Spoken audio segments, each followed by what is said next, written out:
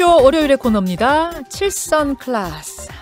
오늘도 두 분의 중진 나오셨어요. 민주당 3선 박범계 의원님 어서 오십시오. 반갑습니다. 안녕하세요. 예, 국민의힘 4선 김기현 의원님 어서 오십시오. 반갑습니다. 안녕하세요. 참 뜨거운 한 주가 시작이 됐습니다. 오늘 주제들 정말 뜨겁고 무겁고 중요합니다. 그래서 바로 시작하죠. 자, 음향으로 먼저 주제 만나보시겠습니다. 추미애 법무부 장관이 윤석열 검찰총장에게 내린 직무 배제 효력을 중단할지 여부를 놓고 법원이 신문을 진행하는데요. 윤 총장은 직접 참석하지는 않을 예정입니다. 이런 가운데 윤 총장 감찰을 맡은 법무부 감찰 담당관실의 검사가 자신이 작성한 판사 사찰 의혹 보고서 내용 가운데 수사 의뢰와 양립되지 않는 부분이 사전 설명 없이 삭제됐다고 폭로했습니다. 이에 대해 법무부 감찰 담당관실은 곧바로 반박하는 입장을 냈습니다. 예, 주말에도 참 많은 이야기들이 오고 가고 그랬는데요. 일단 윤 총장은 지금 직무 정지 상태죠, 여러분. 이거를 이 직무 정지를 정지시켜달라. 네. 그러니까 직무 배제를 정지시켜달라라고 행정법원에 신청을 냈습니다. 이거는 그 직무정지 취소 소송하고는 별개인 거예요. 예, 직무정지 가처분. 취소 소송은 이제 본건이고 본안이고 그거 말고 일단 이건 가처분 신청인데 이 결정은 어떻게 날 걸로 보세요? 김기현 의원님 어떻게 보세요? 일단 급하니까 직무정지 좀 풀어주십시오 하는 거. 결과는 너무나 뻔하지 않습니까? 상식을 가진 판사라면 당연히 직무정지가 잘못되었으니까 그 직무정지 결정에 대해서 집행을 정지한다는 결정을 할 것이라고 보지요. 가처분 신청 받아들일 걸로 보세요. 저는 이 사안을 보면서 생각난 것이 이거 호랑이 잡는데 새총을 쏘고 있다 그런 생각이 듭니다. 무슨 말씀이십니까? 그러니까 윤석열 총장에 대해서 비위라고 6가지 막 이렇게 내놓고서 그걸 가지고서 그 징계를 한다고 직무에서 배제한다고 하는데 그 내용 대부분은 벌써 재탕 삼탕했던 거고 실제 내용이 없는 것이라고 아무 증거가 없는 지금까지 하나도 제대로 증거를 가지고 밝혀진 것이 없는 것들이고요. 또 하나가 이제 새로 나왔다고 하는 것이 무슨 판사에 대한 사찰을 했다. 그거 하나가 딱 추가됐다는 것인데 그 내용도 보니까 이 사찰이라고 붙이기에도 붙이기에도 그럴 가치조차 없는 정도 수준이다. 그걸 가지고서 이렇게 지금 완전히 목을 치겠다. 검찰총장이 목을 치겠다고 하니 일개 검사, 평검사에 대해서 만약 직무 배제하거나 목을 친다 하더라도 이 정도 수준으로 하지는 않을 것이다. 얼마나 엉성하게 짝이 없고 실제 내용이 법무부 장관이 발표한 내용에 대해서 법무부 내에서도 좀 전에 앞에 그 기자분이 말씀하셨던 감찰 것처럼 담당자가 자기는 그게 죄가 안 된다고 보고했다라고 할 정도 사안을 가지고서 대한민국의 검찰총장이 목을 치겠다고 하니 그러니 호랑이를 잡는데 새총을 쏜 꼴이다 그런 생각이 들 수밖에. 결론적으로는 호랑이 못 잡을 거라고 보세요? 이거는 사안 자체가 아예 성립이 안 되는 겁니다. 아까 좀 전에 그 내부에 심지어 그 검사 어떤 이정화 검사라는 사람인데요. 그 사람은 법무부에 소속돼 있는 감찰관실 소속이고 그 사람이 얼마 전에 이게 윤석열 총장에게 징계 조사하겠다고 들고 갔던 두 사람 중에 한 사람이라는 겁니다. 그러니까 법무부의 핵심 친복인 셈이죠. 근데 그 사람마저도 이건 죄가 안 된다고 보고를 했다는 것인데 그걸 가지고 있어 이렇게 이게 대한민국의 검찰총장 목을 치겠다고 하면 차라리 하려면 좀 제대로 준비를 해서 하시든지 이게 무슨 꼴이냐 하다 안 되니까 이제 이거 가지고서 시비를 거는 것이냐 이런 생각이 들죠. 하다 안 되니까 이걸 가지고 직무정지 이거는 말이 안 된다 그 말씀이세요. 자, 박범계 의원님. 네, 먼저 오늘 아마 11시에 그 가처분 사건의 심리가 서울행정법원에서 있을 예정인데요. 법사위원이기 때문에 제가 그것이 어떻게 될 것이다라고 예측하거나 거기에 대해 관여할 만한 그런 표현은 제가 삼가도록 하겠습니다. 그러나 법조인 출신의 국회의원으로서 제 나름대로의 이제 견해를 밝히는 차원으로 이해를 좀 해주셨으면 좋겠습니다. 예, 그러시죠. 어느 언론에서도 아직까지 다뤄지지 않은 부분인데요. 소위 동향정보라는 겁니다. 이 동향정보 그러니까 재판장, 판사의 성향이나 가족관계 또 세평을 일정한 형식을 가지고 문서를 대검해서 만들었죠. 소위 이제 수사정보 정책관실에서 수사정보 2담당관이 만들었는데 그거를 한마디로 표현하면 동향정보라는 겁니다. 이 동향 정보는 물론 윤석열 검찰총장이 서울중앙지검장과 검찰총장으로 재직을 하면서 다뤘던 주요 사건들, 즉 조국 장관 및 그 주변 친척에 관한 사건, 또 울산 사건, 또 사법농단 사건, 네. 이재용 사건, 또 MB 사건 등 본인이 직접 다뤘던 사건과 관련된 동향 정보입니다. 네. 두 번째로 중요한 것은 여기에 어떠한 영향을 미치려고 했다는 것이죠. 일회성에 그치냐 안 그치는 것을 문제를 삼는데 일회성이라도 이 정보를 수집하는 것은 일회성이 아니고 여러 시점에 거쳐서 지속적으로 반복적으로 진행이 됐다. 무려 37명의 판사들을 분석을 했다. 37명. 37명입니다. 38명도 있고 37명도 있는데 7명이었습니다. 그중에서 우리법 연구회라든지 무슨 처제라든지 농구 실력이라든지 네. 또 여론이나 주변 분위기에 영향을 받는다든지 또 행정처 무리야기 법관 리스트에 들어가 있다든지 또는 보여주기식 진행을 했다든지 직접적으로 판사를 겨냥한 소위 동향 정보를 생산을 했습니다. 예, 일정한 예. 양식으로. 이것은 이 문건을 장석한 성부장 스스로 인정했듯이 공판에 관여했던 검사들의 협조를 받지 않으면 불가능한 겁니다. 그랬을 때 뭐가 문제가 되냐 하면 전임 총장이 문무일 검찰총장입니다. 네. 이 문무일 검찰총장이 울고 가게 생겼어요. 왜요? 문무일 검찰총장이 2017년에 부임을 합니다. 8월인가 7월인가 부임을 하는데 부임하자마자 한 얘기가 범정을 없애겠다. 범죄정보 기획관실을 없애겠다. 없애면서 그 당시에 소위 국회라든지 행정부라든지 또는 기업에 파견 나가서 정보를 게더링, 수집을 해오는 정보관들, 범정에 있는 수사관들 다 원청으로 다 복귀시키겠다. 파견 근무했던 그 인원이 무려 45명쯤 됩니다. 네. 그것이 약 15명으로 줄어들었습니다. 실제로 문무일 검찰총장 시절에. 그러나 윤석열 검찰총장이 들어서면서 이것이 다시 30명대로 늘어났습니다. 첫째. 두 번째, 문무일 검찰총장은 소위 동향 정보라는 걸 이제 다루지 않겠다라고 선언을 했습니다. 아까 제가 말씀드렸듯이 판사, 이 민간인은 물론이고 판사의 어떤 성향이라든지 또는 가족관계라든지 세평을 다룬 것이 동향 정보입니다. 네. 그 동향 정보를 다루지 않겠다라고 선언을 했고 뿐만 아니라 대검의 사무분장 규정을 바꿨습니다. 이게 되게 중요한 얘기인데요. 문무일 검찰총장회에서 2017년 12월 8일 날 바뀐 대검 사무분장 규정은 과거 범정 시절에 범죄 관련 동향이라는 표현이 나옵니다. 예. 또 하나는 공안 관련 동향이라는 표현이 나옵니다. 또 하나는 여론의 수집 분석이라는 표현이 나옵니다. 한마디로 동향 관련 정보를 다룰 수 있었습니다. 문무일 검찰총장 시절에 네네. 이 범정 없애기 전까지. 그러나 문무일 검찰총장이 범정을 없애면서 소위 아까 대검 사무분장 규정을 없앴는데 그 이후로는 수사정보와 관련된 내용이지 아까 말씀드렸듯이 범죄 관련 동향정보라든지 또는 공안 관련 동향정보라든지 또는 여론의 수집 분석은 일체 규정 자체가 없어졌습니다. 즉 결론적으로 얘기해서 만약에 이것이 합법적이다.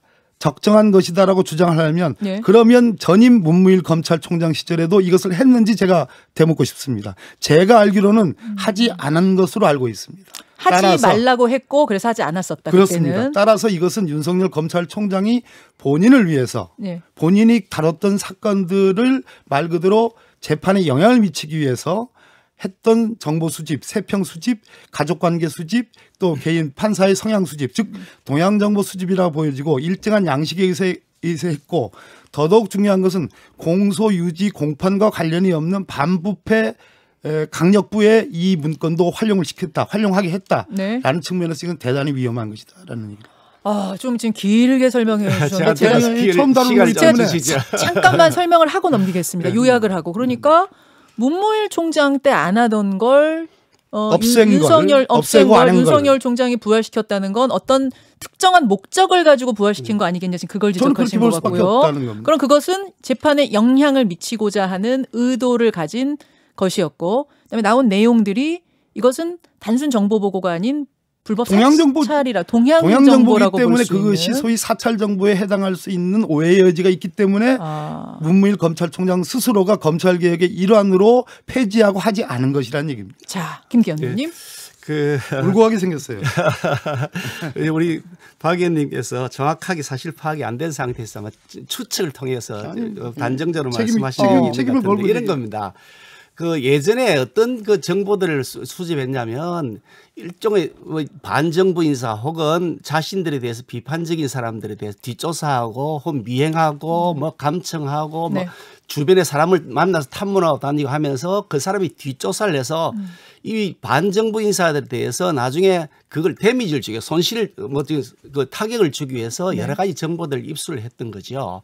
그런 것들에 대해서 이거는 명확하게 불법이고 불법 사찰입니다. 예. 그런 것들에 대해서는 당연히 금지해야 되는 것이고 그것을 그동안 해왔던 것들에 대한 중단을 지금 해야 된다고 여전히 지금도 진행하고 있는 것으로 보입니다. 여러 가지 자료들을 보면 어떻든 그건 또 별개의 문제인데 이 사안은 그거하고는 전혀 다른 차원의 얘기입니다. 이게 내용이 뭐냐면 그 사건을 담당하는 재판부 그 A라고 하는 사건을 담당하는 재판부의 재판장이 어떤 사람이고 그 배석 판사 들은 어떤 사람들이냐 그 성향에 대해서 분석을 해놓은 겁니다. 어떤 사람의 경우에는 그 변호사에 대해서 아주 굉장히 많은 그 말을 들어주더라. 변호사가 증거 신청하면 거의 다 받아주더라. 이런 내용들이 있고 어떤 사람의 경우에는 피고인 측의 무리한 주장에 대해서 적절하게 배척을 하더라.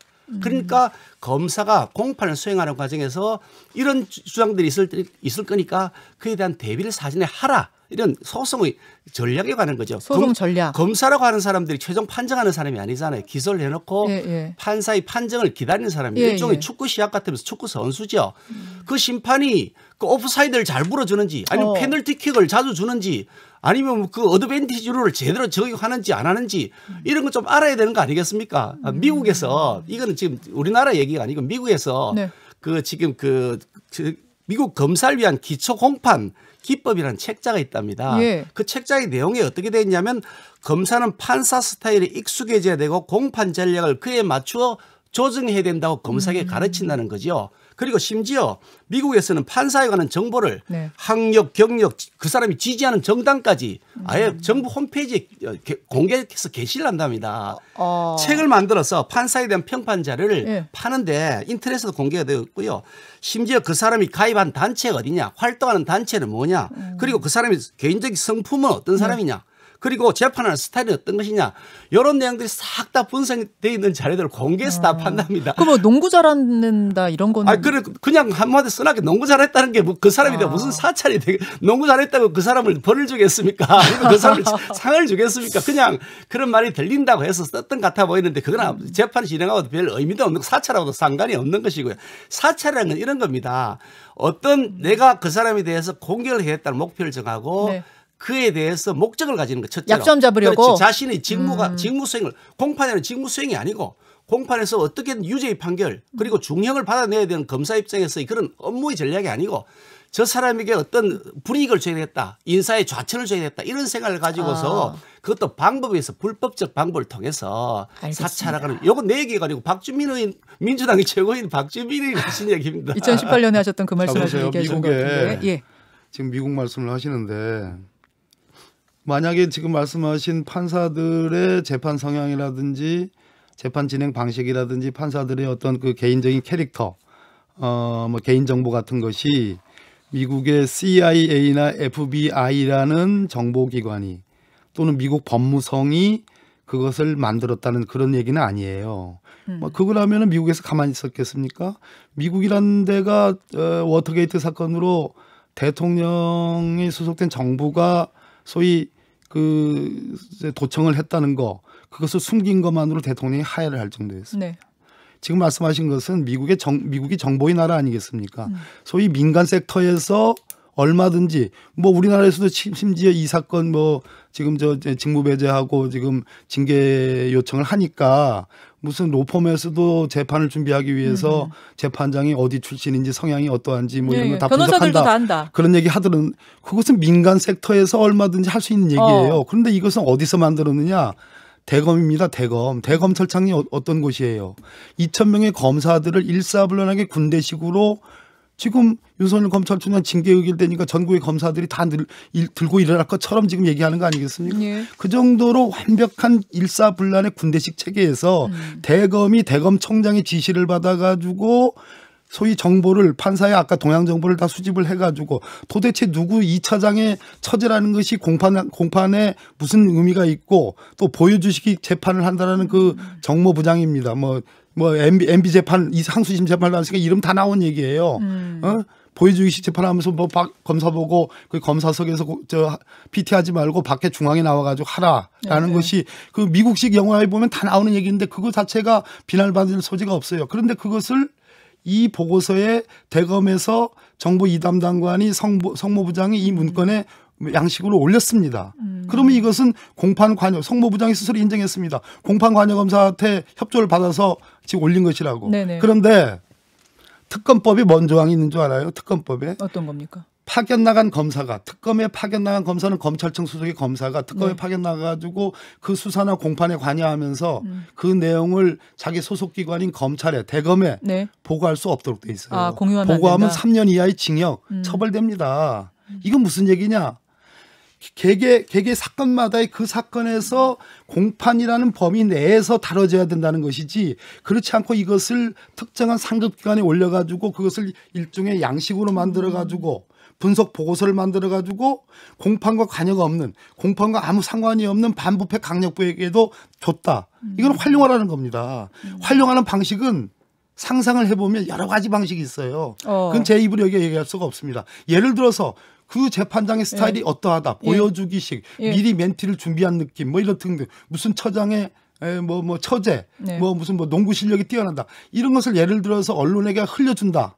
그럼 그것이 어떤 방식으로 기사화될지는 불을 보듯 명확하지 않겠습니까? 그러면 예. 저도 재판해봤고 우리 김기현 의원님도 재판을 해봤는데 예, 두 분 다 판사 출신. 판사했던 사람으로서, 판사로서 가장 어떤 위험을 느끼는 것은 내가 지금 이 재판이 아니라 과거에 했던 재판과 관련해서 어떤 판결을 했는데, 어떤 스타일을 했는데 그 스타일을 누군가가 유심히 지켜보고 있다가 당해 이 재판에 그러한 스타일을 대비해가지고 예단을 해가지고 내 스타일을 비난하거나 예단하는 거, 예단해서 마치 저 사람은 저렇게 할 거야라고 하는 거, 예. 그것이 그 판사, 당해 판사에게 얼마나 심리적으로 위압감을 주는지 그건 경험해 본 사람 아니면 몰라요. 그거 아무리 그 재판 전략이라도 변호사가 하는 것과 검찰에서 하는 건 다르다, 지금 그 말씀이신 거죠. 자, 김 의원님 발언권 보장하겠습니다. 이런 겁니다. 이게 시합을 하는 경기를 하는데 변호사도 마찬가지고 검사도 마찬가지고 판사에게서 판단을 받는 선수입니다. 심판이 아닙니다. 변호사는 변호사들의 소송 전략을 세우는 거고, 검사는 검사들의 소송 전략을 세웁니다. 그러니까 저 재판장은 검사가 신청한 증거 잘 채택을 안 해주더라. 그러면 그 증거 채택을 위해서 좀 더 논리적으로 준비를 더 해야 되는 것이고, 저 판사는 파워포인트 같은 걸 좋아하더라. 그러면 그걸 잘 준비하는 쪽이 소송이 유리해지는 거죠. 그런 소송 전략을 공판을 하시는 분들은 당연히 숙지해야 되는 것이고, 그것을 다음 공판 담당 검사에게도 인계해 가야 되는 것이고요. 그러니까 그런 전략을 세우는 데 있어서 필요한 정보들은 저 사람은 변호사 얘기를 잘 들어주더라. 그럼 더 세밀하게 타이트하게 변호사 입장에서 반박할 준비를 해야 되는 거 아니겠습니까? 이런 거죠. 아까 좀 전에 미국의 경우 말씀하신 민간 섹터에서만 하는 게 아니고요.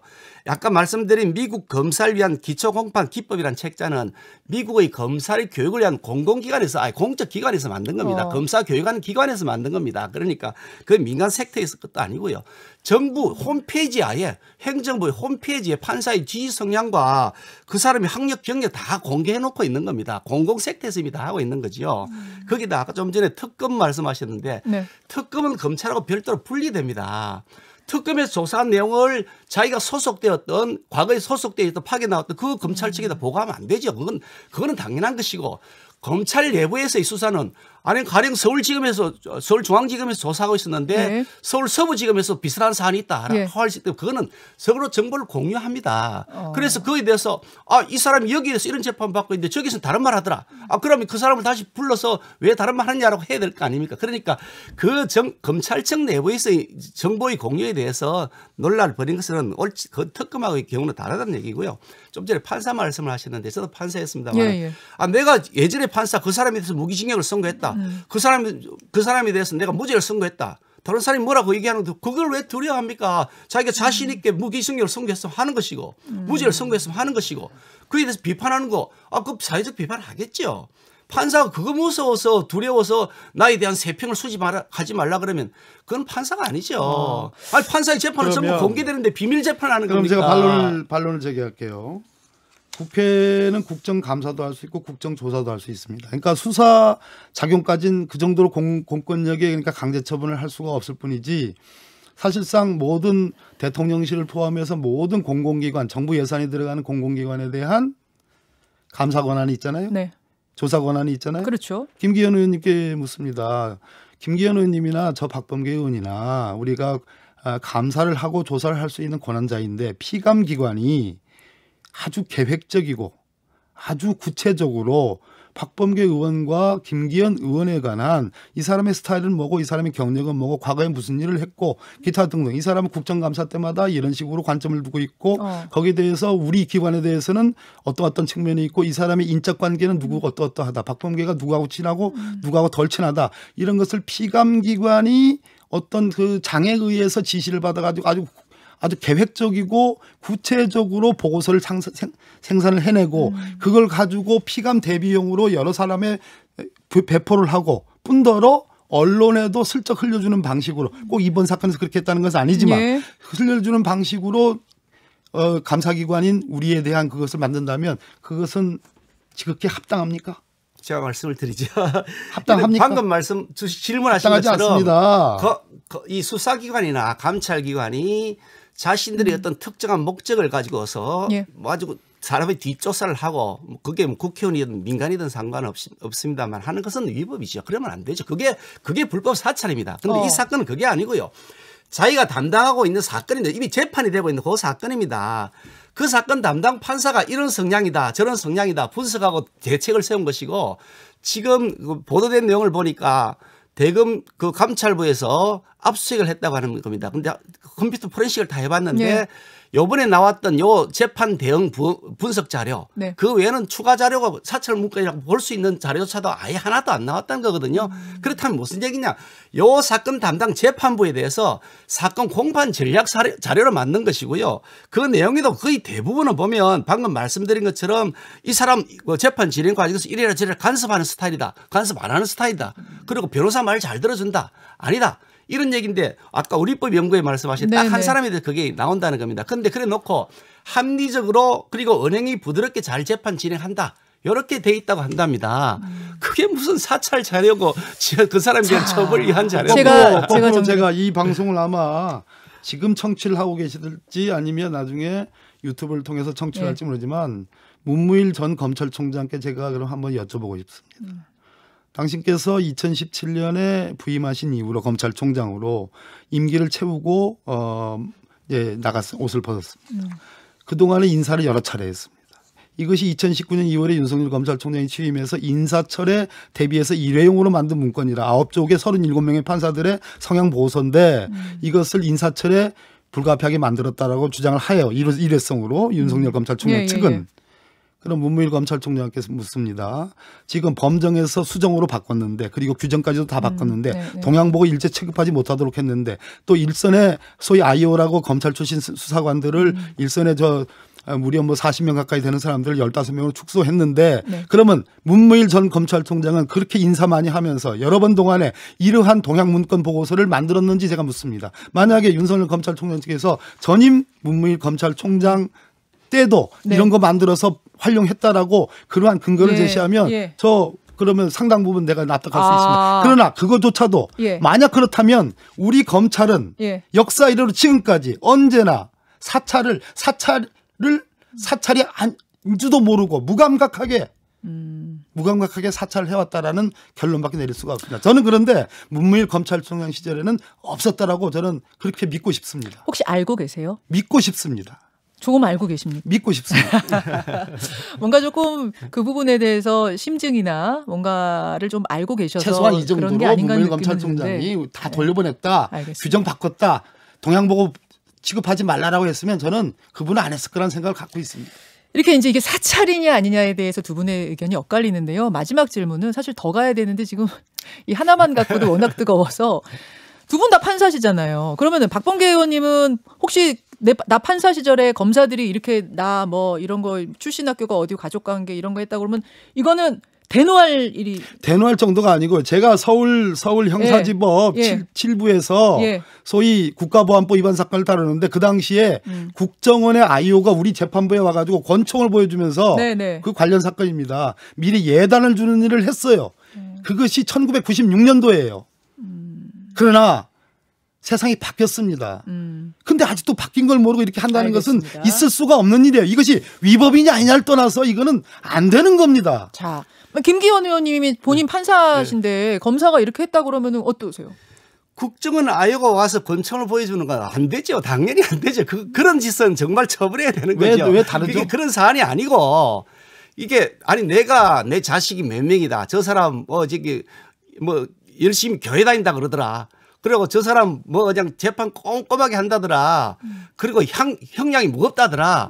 이런 소문 다 나죠. 그거 다 자기들끼리 다 아는 얘기인데 검사들이 그렇게 말한다고 해가지고 내가 거기에 대해서 이거 겁나는 데라고 생각한다. 그건 판사 자격이 없죠. 그 판사가 자기가 공정하게 하면 되는 것이지. 알겠습니다. 여기까지 오늘 일단 두 분 말씀을 들으면서 여러분 나름대로 판단하셨을 거고요. 아마 다음 주에도 얘기 또 하게 될 것 같으니까 오늘은 여기까지 하죠. 7선 클래스 박범계 의원, 김기현 의원, 박범계 의원 두 분 고생하셨습니다. 네, 고맙습니다. 김현정의 뉴스쇼는 청취자 여러분의 참여로 이루어집니다. 트위터, 페이스북, 레인보우 게시판, 그리고 단문 50원, 장문 100원의 유료 문자 샵 1212, 우물정 1212 통해 참여하실 수 있습니다. 김현정의 뉴스쇼 여러분과 함께 만듭니다.